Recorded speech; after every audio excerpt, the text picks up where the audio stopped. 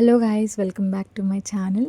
So last వీడియోలో నేను triple IT వీటికి ఎందుకు వెళ్ళాను అని చెప్తానని చెప్పాను కదా. సో ఎందుకు వెళ్ళాను అంటే మా చెల్లి గ్రాడ్యుయేషన్ సర్టిఫికేట్స్ కలెక్ట్ చేసుకోవడానికి వెళ్ళాము. రీసెంట్గా కాన్వకేషన్ జరిగింది, బట్ తనకి అటెండ్ అవ్వడానికి కుదరలేదు. సో అందుకనేసి మేము వెళ్ళి సర్టిఫికేట్స్ కలెక్ట్ చేసుకున్నాము. లిటరలీ 1,70,000 పే చేయించుకున్నారు గైస్.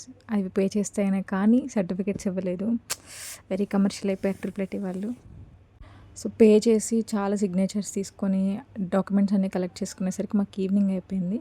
అదే టైంలో అక్కడ కొంతమంది ఫ్రెషర్స్కి లైక్ జాయినింగ్ కూడా జరుగుతూ ఉంది. అప్పుడు నేను ఒక ఫ్యామిలీని చూశాను.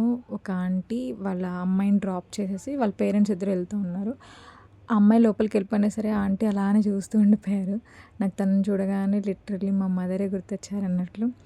మా అమ్మ కూడా అంతే, నన్ను హాస్టల్లో డ్రాప్ చేసి అట్లా ఫీల్ అవుతూ ఉండేది. సో ఆంటీ కొంచెం ఎమోషనల్ అయిపోతే నేను వెళ్ళి కొంచెం ధైర్యం చెప్పాను.